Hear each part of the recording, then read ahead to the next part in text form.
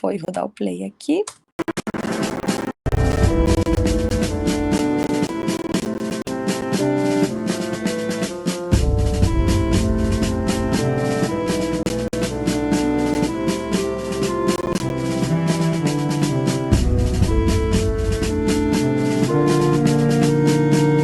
Atos, capítulo 27.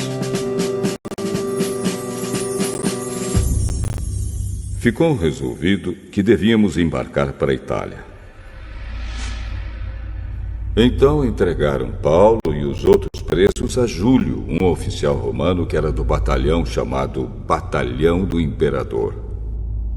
Nós embarcamos no navio da cidade de Adramítio, que estava pronto para navegar para os portos da província da Ásia. E assim começamos a viagem. Aristarco, um macedônio da cidade de Tessalônica, estava conosco. No dia seguinte, chegamos ao porto de Sidom. Júlio tratava Paulo com bondade e lhe deu licença para ir ver os seus amigos e receber deles o que precisava. Depois de sairmos de Sidom, navegamos ao norte da ilha de Chipre, a fim de evitar os ventos que estavam soprando contra nós. Atravessamos o mar em frente ao litoral da região da Cilícia e província da Panfilha. E chegamos a Mirra, uma cidade da província da Lícia.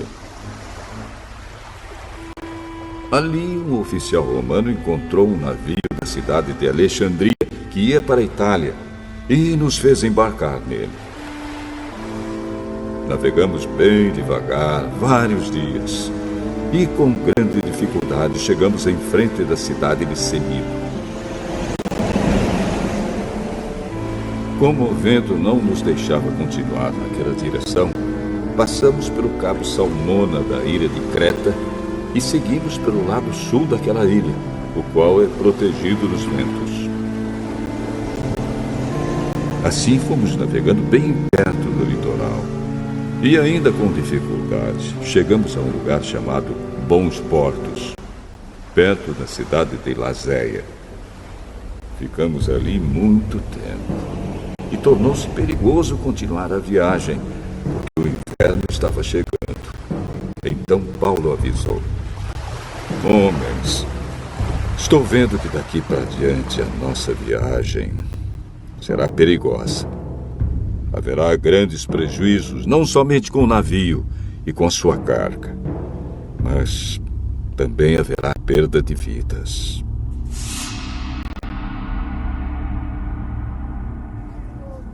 Porém, o oficial romano tinha mais confiança no capitão e no dono do navio do que em Paulo. O porto não era bom para passar o inverno. Por isso, a maioria achava que devíamos sair dali e tentar chegar a Fênix. Essa cidade é um porto de Creta, que tem um lado para o sudoeste e o outro para o noroeste. E eles achavam que poderíamos passar o inverno. Começou a soprar do sul um vento fraco, e por isso eles pensaram que podiam fazer o que tinham planejado. Levantamos âncora e fomos navegando o mais perto possível do litoral de Creta. Mas, de repente, um vento muito forte, chamado Nordeste, veio da ilha e arrastou o navio de tal maneira que não pudemos fazer com que ele seguisse na direção certa. Por isso desistimos e deixamos que o vento nos levasse. Para escaparmos do vento, passamos ao sul de uma pequena ilha chamada Cauda.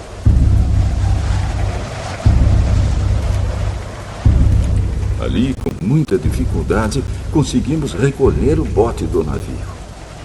Os marinheiros levantaram o bote para dentro do navio e amarraram o casco do navio com cordas grossas. Estavam com medo de que o navio fosse arrastado para os bancos de areia que ficam perto do litoral da Líbia.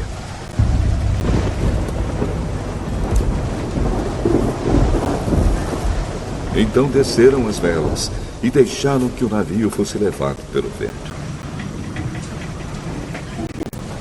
E a terrível tempestade continuou.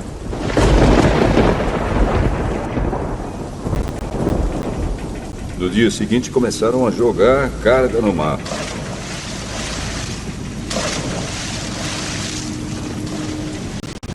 E no outro dia, os marinheiros com as próprias mãos jogaram no mar uma parte do equipamento do navio. Durante muitos dias não pudemos ver o sol nem as estrelas, e o vento continuava soprando forte. Finalmente perdemos toda a esperança de nos salvarmos. Fazia muito tempo que eles não comiam nada. Então Paulo ficou de pé no meio deles e disse: Homens, vocês deviam ter dado atenção ao que eu disse e ter ficado em Creta.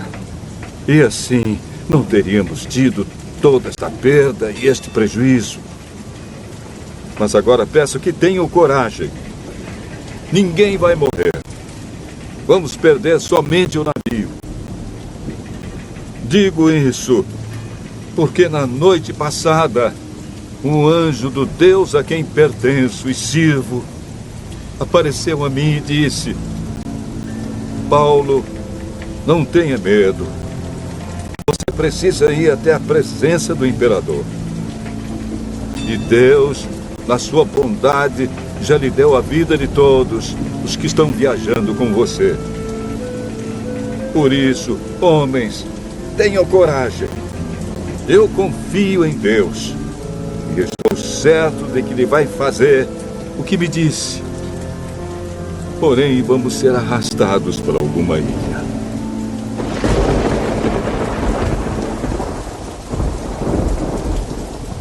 Duas semanas depois, à noite, continuávamos sendo levados pela tempestade no mar Mediterrâneo. Mais ou menos à meia-noite, os marinheiros começaram a sentir que estávamos chegando perto de terra. Então jogaram no mar uma corda com um peso na ponta e viram que a água ali tinha 36 metros de fundura. Mais adiante tornaram a medir e deu 27 metros. Eles ficaram com muito medo de que o navio fosse bater contra as rochas. Por isso jogaram 4 âncoras da parte de trás do navio e oraram para que amanhecesse logo. Aí os marinheiros tentaram escapar do navio. Baixaram o bote no mar, fingindo que iam jogar âncoras da parte da frente do navio. Então Paulo disse ao oficial romano e aos soldados: Ei, se os marinheiros não ficarem no navio, vocês não poderão se salvar. Aí os soldados cortaram as cordas que prendiam o bote e o largaram no mar.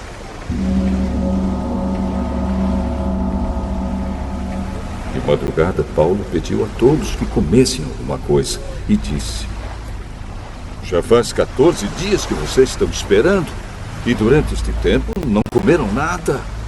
Agora, comam alguma coisa, por favor. Vocês precisam se alimentar para poder continuar vivendo, pois ninguém vai perder nem mesmo um fio de cabelo.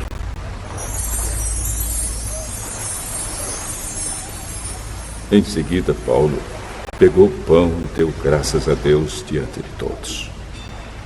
Depois partiu o pão e começou a comer. Então eles ficaram com mais coragem e também comeram. No navio éramos ao todo 276 pessoas. Depois que todos comeram, jogaram o trigo no mar para que o navio ficasse mais leve. Quando amanheceu, os marinheiros não reconheceram a terra, mas viram a baía onde havia uma praia. Então resolveram fazer o possível para encalhar o navio. Eles cortaram as cordas das âncoras e as largaram no mar e desamarraram os lemes. Em seguida suspenderam a vela do lado dianteiro para que pudessem seguir na direção da praia. Mas o navio bateu num banco de areia e ficou encalhado. A parte da frente ficou presa e a de trás começou a ser arrebentada pela força das ondas. Os soldados combinaram matar todos os prisioneiros para que nenhum pudesse chegar até a praia e fugir. Mas o oficial romano queria salvar Paulo e não deixou que fizessem isso. Pelo contrário, mandou que todos os que soubessem nadar fossem os primeiros a se jogar na água e a nadar até a praia. E mandou também que os outros se salvassem, segurando-se em tábuas ou em pedaços do navio. E foi assim que todos nós chegamos à terra, sãos e salvos.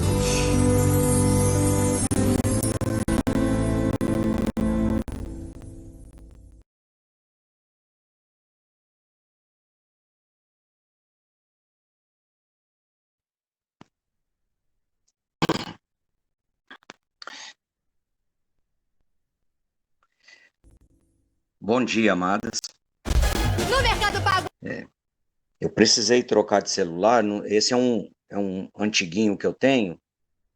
Vocês estão conseguindo me ouvir bem? Tá tranquilo assim? Dá para ouvir sim, tá ótimo. Ok. Então vamos dar início. Mas como nós vimos no capítulo anterior, aonde o rei viu que Paulo não tinha culpa nenhuma, ele não entendeu o porquê que ele estava sendo acusado, né?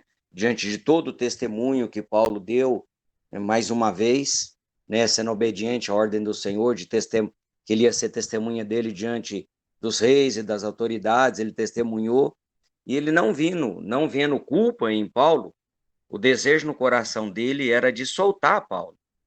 Mas como Paulo apelou para César, porque era o desejo do Senhor que Paulo fosse para Roma, então ele não teve como liberar.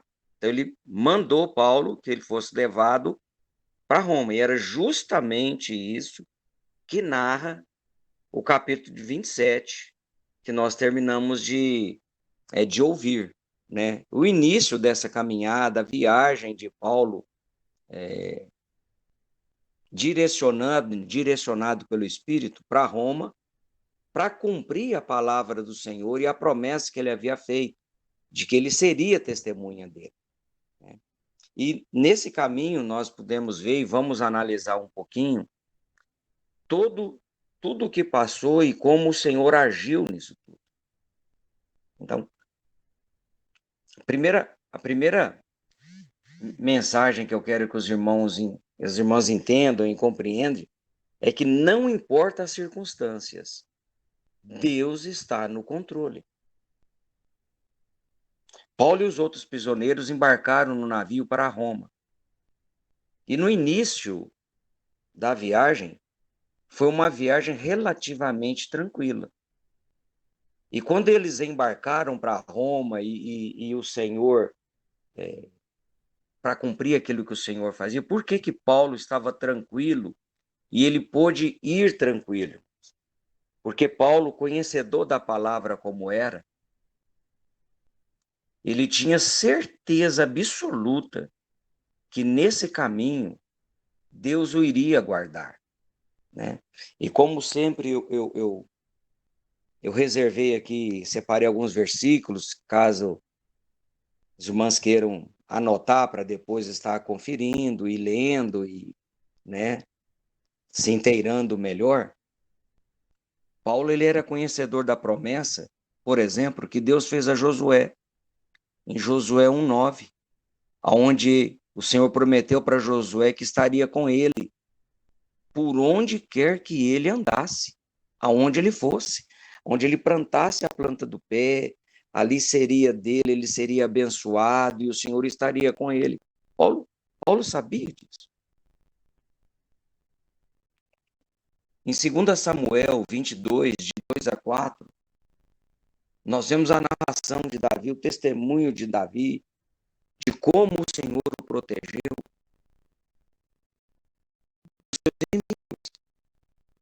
Paulo era conhecedor dessa promessa, na verdade, desse testemunho que Davi deu. E independente de como fosse a viagem, Paulo já estava, né, ciente de que não seria fácil. Ele sabia que o Senhor o guardaria. Então, muitas das vezes, isso é para nós. Quando você sentir no coração que Deus está falando que você deve de fazer alguma coisa, o Senhor proverá todas as necessidades. E Paulo, conhecedor disso, estaria tranquilo. E como nós vimos um pouquinho mais à frente, ele procurou orientar o capitão do navio, ele procurou orientar o centurião que estava responsável ali, né? Ele procurou orientar, dizendo que não seria fácil a viagem, que o ideal era que eles esperassem, que eles aguardassem. Mas eles não tomaram ouvido. Né? Isso aí do versículo 9 a 12. E Paulo adverte os marinheiros sobre os perigos da viagem que eles teriam durante essa temporada toda perigosa, aconselhando-os a permanecer em Creta. Amados irmãos, nós devemos ser sábios na nossa tomada de decisões. Se possível, evitando situações perigosas.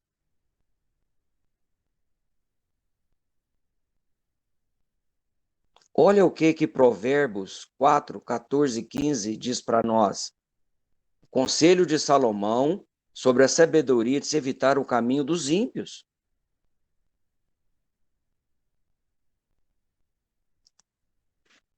Precisamos estar atentos. Porque se a nossa vida ela é feita de decisões, todos os dias nós precisamos tomar decisões, e as decisões tomadas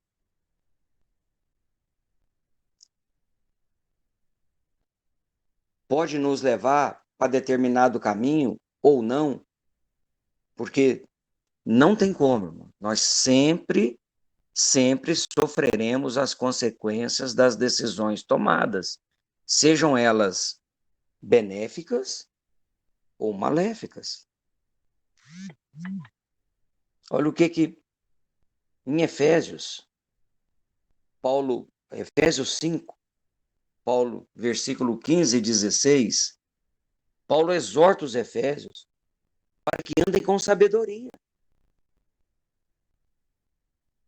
Para que andem com sabedoria, aproveitando o tempo. Aproveitando bem o tempo. Remindo bem o tempo. Por que isso? Por que andar com sabedoria? Por que remir o tempo? Porque os dias são maus. Os dias são maus. Então nós precisamos usar de sabedoria. De sabedoria, evitando. E Paulo sabia que a viagem sofreria muito, não seria fácil. E isso poderia ser evitado. Às vezes, para nós, está claro. Deus fala de forma clara para nós. Não faça. Você sente no seu coração que não é para fazer. Mas como nós somos desobedientes na maioria das vezes, nós somos tremendamente desobedientes, né? A gente não faz como José em Gênesis 39, de 7 a 12, onde narra a esposa de Potifar dando de cima de José, e ele corajosamente, né, declara de forma fantástica como ele pecaria contra Deus e contra o Senhor dele. Gênesis 39, né? De 7 a 12. Olha só. Então, muitas vezes a gente sabe que não deve fazer e faz. E quando isso acontece, que é o que está narrado aí do versículo 13 ao 22, né? As más decisões podem resultar em perdas significativas de bens e talvez até de vidas.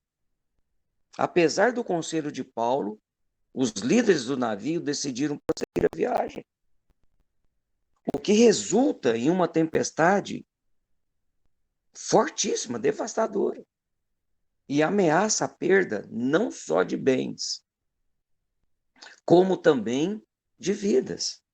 Então, quando nós tomamos decisões, está diante de nós, sempre vai estar diante de nós dois caminhos, sempre. E cabe a nós, sabiamente, decidir o que fazer. Olha só o que a palavra do Senhor nos mostra em Atos 5, de 1 a 11. Atos 5, de 1 a 11, irmãos, é a história muito conhecida, mas se você não conhecer, vai dar uma lida lá para você ver a história de Ananias e Safira. Olha só, o bem era deles, mas porque muitas pessoas estavam, né, movidas pelo Espírito Santo, vendendo e doando tudo para os irmãos, Ananias e Safira resolveram fazer o mesmo. E Paulo perguntou para um, perguntou para outro, Pedro, e eles mentiram. Tentando enganar, olha só, o Espírito Santo. Eles perderam suas vidas por causa de uma decisão equivocada. Uma decisão equivocada. Como Pedro falou, não era de vocês, não era seu, então para que mentir? Não há necessidade disso. Era deles. Decisão, má decisão. Irmãos, Mateus 16, 26. Mateus 16, 26. Nós temos aí a advertência de Jesus sobre o perigo que nós temos de ganhar o mundo inteiro, sermos muito bem-sucedidos financeiramente, sermos uma pessoa de boa negociação, né, que entende de comércio, dessas coisas, tudo, sermos ricos, como hoje está se pregando aí, né, uma facilidade tremenda, uma loucura tremenda, como se Deus fosse tornar todo mundo milionário. Não tenho nada contra, não. É só uma advertência do que o Senhor está dizendo aqui, porque muitas das vezes a nossa decisão é equivocada. Porque o amor ao dinheiro, o dinheiro não é problema, o dinheiro é solução. Mas o amor a ele causa morte. É o que o Senhor está falando aí, Mateus 16, 26. Que importa ganhar o mundo inteiro e perder a nossa alma? O que dará o homem em troca da sua alma? Precisamos tomar boas decisões, porque as más decisões só trará para a nossa vida perda. Mas Deus é tão fantástico, que aí do versículo 23 ao 26, diante de tudo que estava acontecendo, né? Olha só que fantástico. Um anjo aparece para Paulo. Olha só que não foi Paulo que tomou a decisão. Paulo estava no contexto da decisão tomada. Paulo estava no contexto. Mas um anjo apareceu para ele, assegurou-lhe que Deus lhe concedeu a vida de todos os que estavam com ele no navio. Olha a importância. Olha a importância de servirmos ao Senhor com fidelidade e integridade de coração. O Senhor concede a nós a vida dos nossos. Já pensou nisso? Como o Senhor é bom. E Paulo conhecia as promessas do Senhor. Ele conhecia a promessa do Senhor em Isaías 43:2, onde Deus promete estar conosco nas águas profundas e nos rios caudalosos da vida. Ou seja, nas tempestades que nós passaríamos, nas dificuldades que nós enfrentaríamos. O Senhor promete. E aquilo que o Senhor promete, o Senhor tem prazer em cumprir. Versículo 2 de Isaías 43. O Senhor estará conosco em toda e qualquer situação.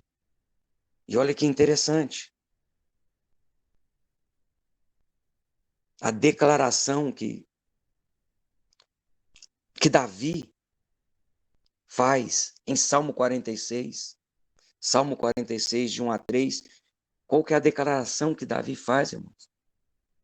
Que eu e você precisamos ter isso no nosso coração. Todas as vezes que tivermos em situações contrárias, como o vento era contrário. Deus é refúgio e fortaleza em tempos de dificuldade, em tempos de tribulações. O Senhor é nosso refúgio e a nossa fortaleza. Salmo 46. Perdão, 46. De 1 a 3. Salmo 46. O Senhor, em tempos de dificuldade, Ele é o nosso refúgio e Ele é a nossa fortaleza. Ele é o nosso socorro. É o nosso socorro. Irmãos, na vida, a gente passa por tribulações. Nós passamos por lutas diariamente. Como meu menino gosta de falar, cada dia é um leão. Cada dia é um leão. Mas o Senhor nos guarda. O Senhor nos guarda. Tão somente, nós vemos aí, do versículo 27 ao versículo 32, de Atos 27, que em tempos de crise, em tempos de dificuldade, a nossa confiança em Deus são fundamentais para enfrentar cada uma delas. Paulo, irmãos, Paulo encoraja os tripulantes a manterem a esperança e a confiança em Deus. Apesar das decisões terem sido tomadas de forma equivocada e eles agora estarem sofrendo as consequências das decisões tomadas, Paulo sabia que Deus os livraria, como ele nos livra de toda e qualquer situação. Então, Paulo os encoraja a permanecerem firmes, a permanecerem firmados e fundamentados no Senhor. Paulo os encoraja, irmãos. E o melhor de tudo, mesmo quando tudo parece perdido, você precisa confiar no Deus que é nosso refúgio e é nossa fortaleza.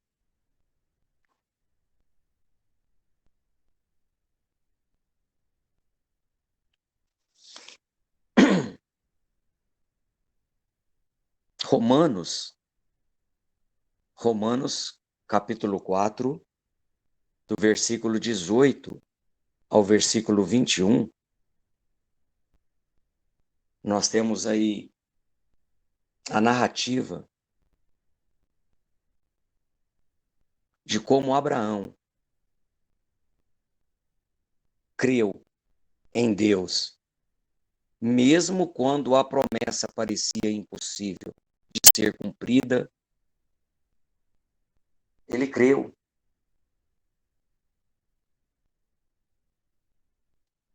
E essa obediência dele, é por isso que ele é chamado pai da fé. Pensa bem, um homem de 100 anos, uma mulher de 90. A palavra narra que já estavam amortecidos, adormecidos. Mas ele creu. E não duvidou da promessa de Deus por incredulidade, mas foi fortificado na fé, dando glória a Deus. E estando certíssimo de que o que ele tinha prometido também era poderoso para o fazer. Um anjo veio a Paulo e falou o que ia acontecer. E Paulo, diante de tudo que estava acontecendo, Paulo creu e passou essa esperança, essa certeza, essa confiança para todos os que estavam ali. Marcos 11, 22, irmãos. Evangelho de Marcos 11, 22. O Senhor Jesus nos exorta para que não tenhamos medo. Não tenhamos medo.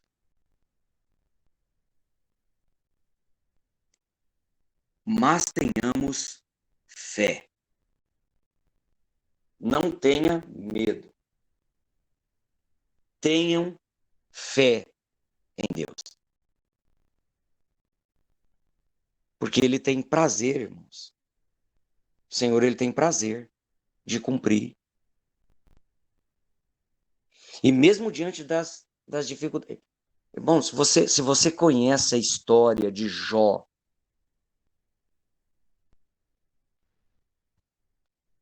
poucos de nós passaremos por um sofrimento como o de Jó. Mas Jó 13:15, Jó dá um testemunho de que mesmo em grandes perdas, sofrimentos, e por tudo que ele estava passando, Jó nos dá um testemunho de que precisamos permanecer firmes, fiéis e fundamentados no Senhor nosso Deus. Precisamos. Porque é o Senhor que dá todo o livramento e que nos livra de todo o sofrimento. É o Senhor, nosso bom Deus.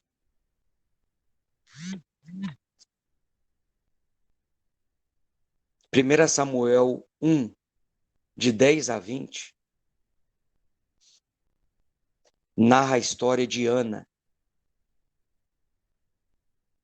Ana, a mãe do profeta, mulher estéril, mulher que vivia, naquela época, se considerava a esterilidade uma maldição do Senhor, né? Apesar dela ser uma mulher amada, ela vivia a vida dela não era uma vida de felicidade, de prazeres, porque ela era constantemente lembrada pela outra esposa, né, pela sua rival, de que ela não podia ter filho. Mas ela se coloca diante do Senhor.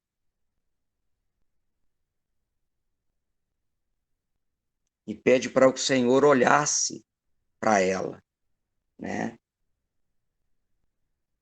Que visse a aflição dela.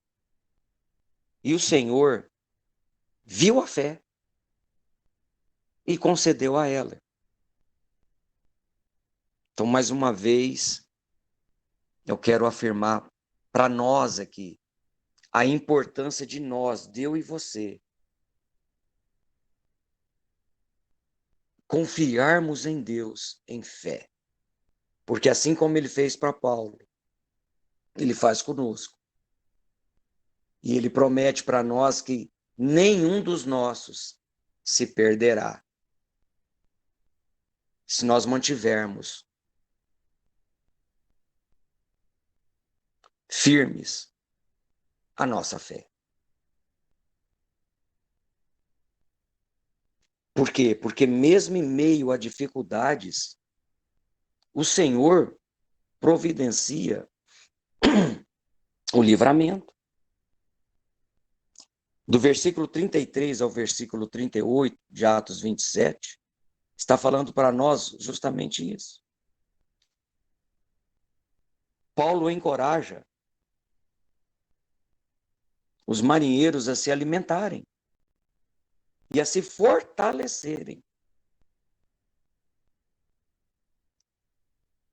demonstrando um cuidado mútuo e a importância deles permanecerem juntos, naquele momento de dificuldade.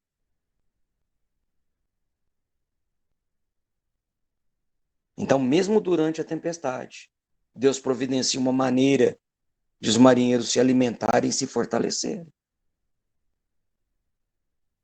Deus pode usar circunstâncias difíceis para demonstrar a sua providência e o seu cuidado para o seu povo. Você lembra lá de 1 Reis 17, de 4 a 6, onde o profeta, ele se esconde depois de ter realizado grandes feitos, matado 450 profetas de Baal. Ele foge, está sem esperança, mas o Senhor o sustenta milagrosamente através dos passarinhos. Esse é o nosso Deus. O milagre das multiplicações dos pães, em Mateus 14, de 13 a 21.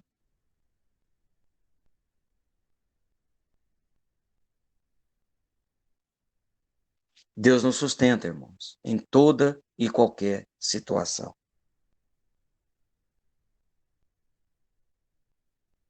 Se você já leu Êxodo, o início da caminhada, aonde o povo reclamou que não tinha comida, as carnes ficaram questionando Moisés, porque o havia tirado do Egito e não havia alimento para eles ali, né? Êxodo, capítulo 16 e 17. Irmãos, Deus forneceu água ao povo, Deus forneceu maná ao povo, Deus forneceu cordonizes ao povo.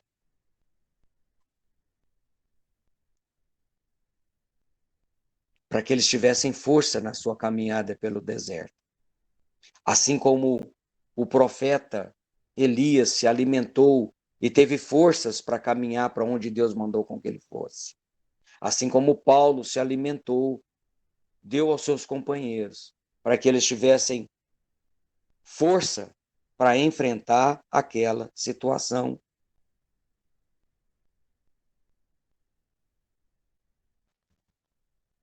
E juntos, olha só, eles tinham que permanecerem juntos. Eles quiseram começar a sair, Paulo vira, olha, não saia ninguém, porque quem sair vai morrer. Permaneçam juntos. A importância da unidade, irmãos. Da unidade. A importância que está falando aí em Hebreus 10, 24 e 25. Nos encorajando a não abandonarmos a comunhão. Não abandonarmos a comunhão.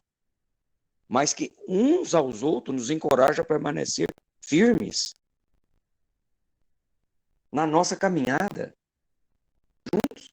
Então, às vezes, a gente acha que não precisa congregar, que a gente não precisa de igreja, que a gente não precisa de gente. Precisamos, irmão. Precisamos. Precisamos nos incentivar um ao outro,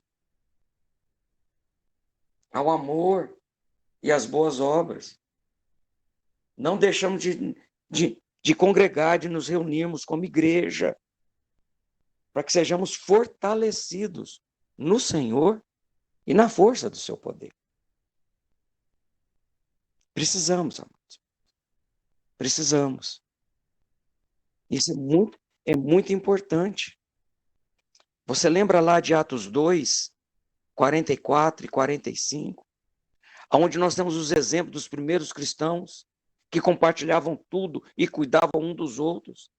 Então, é nessa comunhão do corpo de Cristo que um cuida do outro. Por isso que Paulo chamou, come e mantenham-se juntos. Isso é muito importante.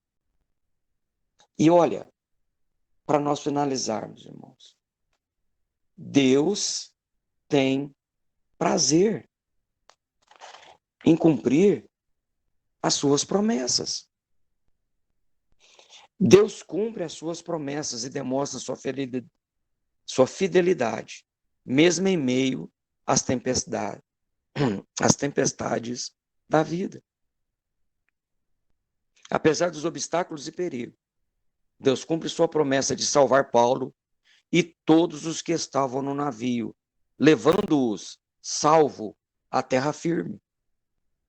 É o que está falando aí para nós a partir do versículo 39, finalizando.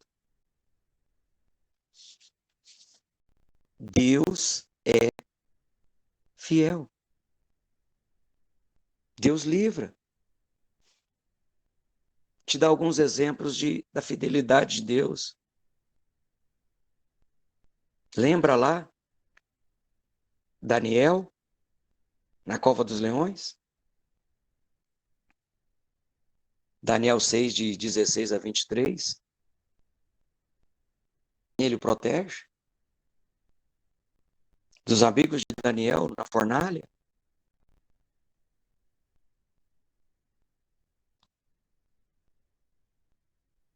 Então, mas eu quero ler com você 2 Timóteo 4. 2 Timóteo 4, o versículo 16, 17 e o 18. Se você tiver como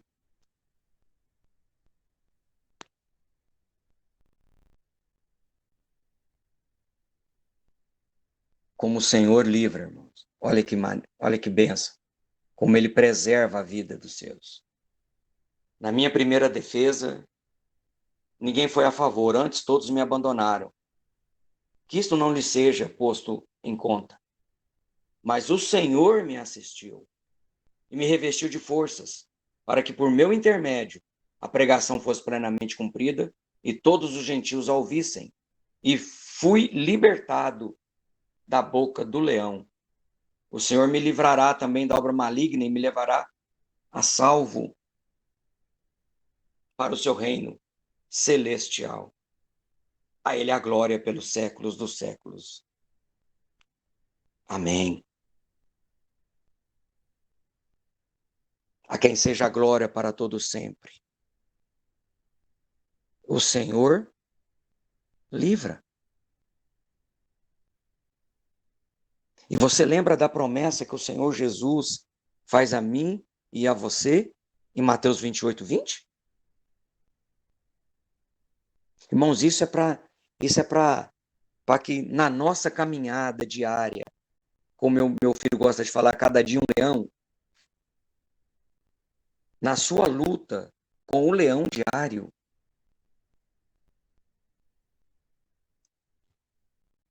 em Mateus 28:20, o Senhor Jesus promete que nós não estaremos sozinhos. Nunca. Em nenhuma situação. Em nenhuma situação. Ele diz para mim e para você que Ele estará conosco todos os dias até a consumação dos séculos. Até que Ele volte.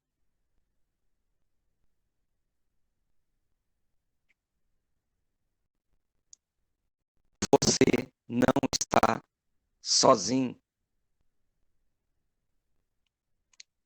Essa luta não é só sua, não é só minha, é do Senhor. Todos chegaram a salvo na praia. Todos se salvaram. E como sempre na nossa vida há um objetivo, nada é por acaso, tudo é providência, nós veremos a razão dessa salvação e porque o Senhor os livrou amanhã, no próximo capítulo. Né? Como a Nayara narrou, me esqueci qual o capítulo, fala assim, ficou parecendo que eram cenas, né, do próximo capítulo, mas é isso, é um objetivo. Deus tem propósitos para a nossa vida. Nada é por acaso, tudo é providência. Tudo que nos acontece, tudo que irá te acontecer, tudo que já aconteceu, é providência divina. É o Senhor. Então, o estudo desse capítulo 27 de Atos dos Apóstolos, ele teve para nós e tem para nós alguns ensinos valiosos sobre a soberania de Deus, sobre toda e qualquer circunstância. Deus está no controle, não importa a situação. Aos nossos olhos pode parecer que não são boas, mas Ele está no controle. Esse capítulo também nos fala sobre a importância das tomadas de decisões e as consequências dessas tomadas de decisões.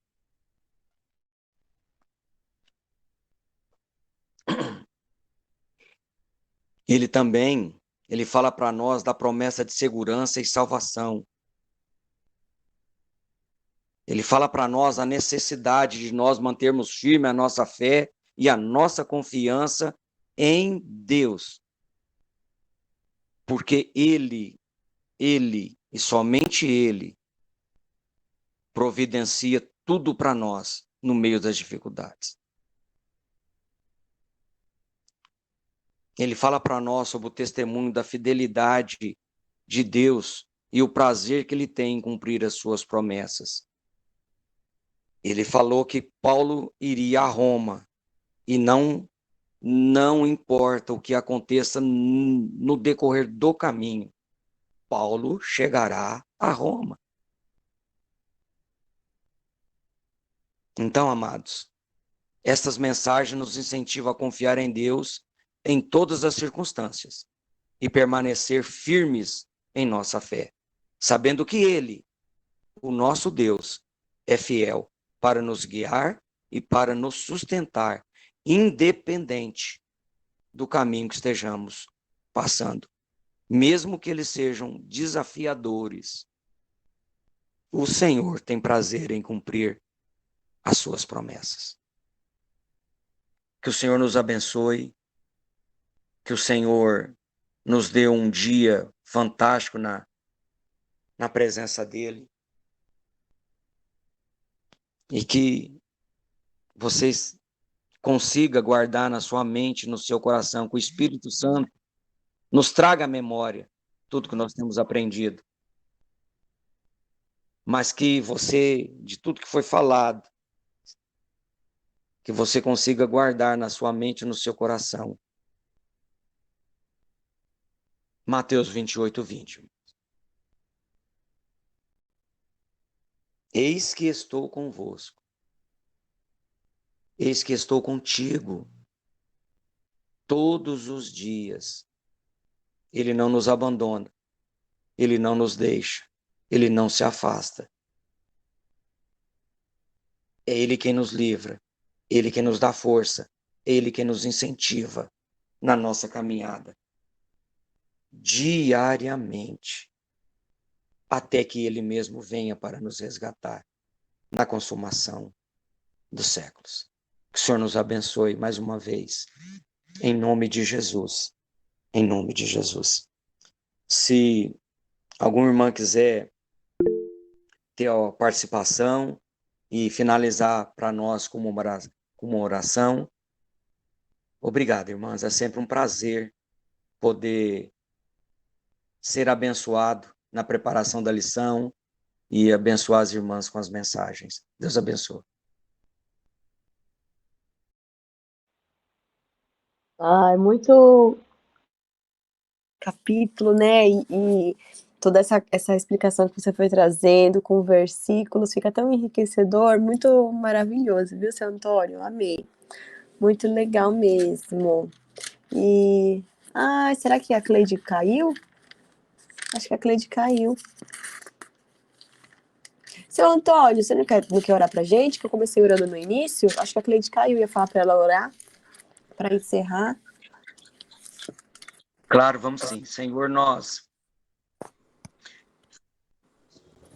mais uma vez, ó Pai, nós queremos te agradecer, Senhor, em nome de Jesus, pela tua bondade, pela tua fidelidade, pela tua providência para conosco, Senhor.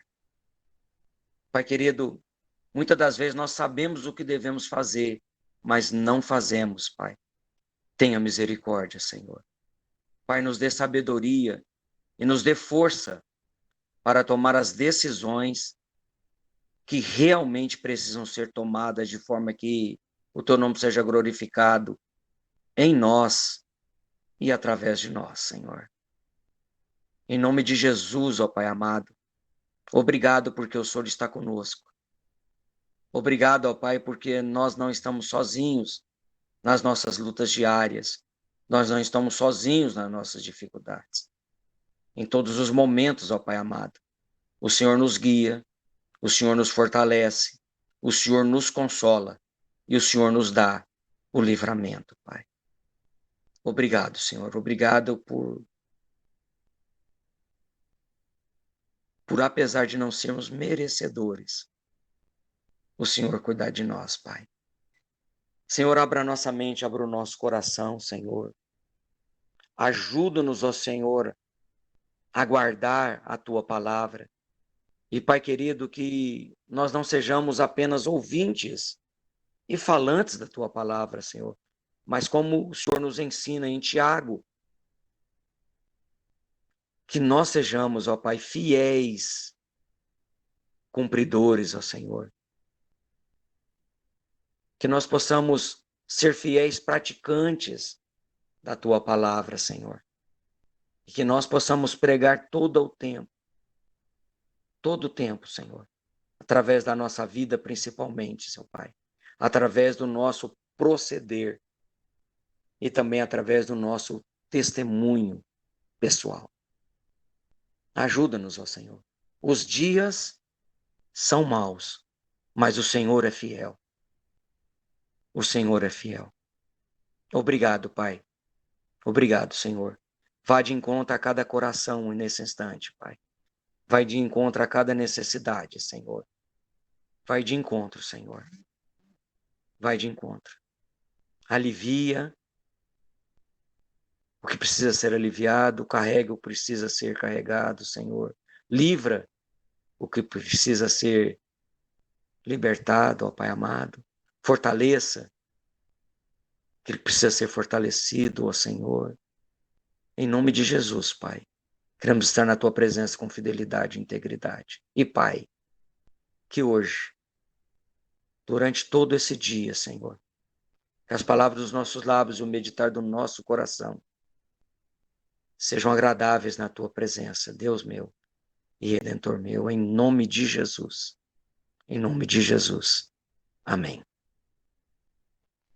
Bom dia, amadas. Deus abençoe cada um de nós. Amém, bom dia. Vou subir a gravação lá, porque tantos versículos, né? É até legal a gente rever, né? Muito legal, foi. Grande beijo, viu, gente? Até amanhã. E amanhã é o encerramento, né? Amanhã já é o último capítulo, a gente já encerra amanhã. Então, estejam com a gente amanhã.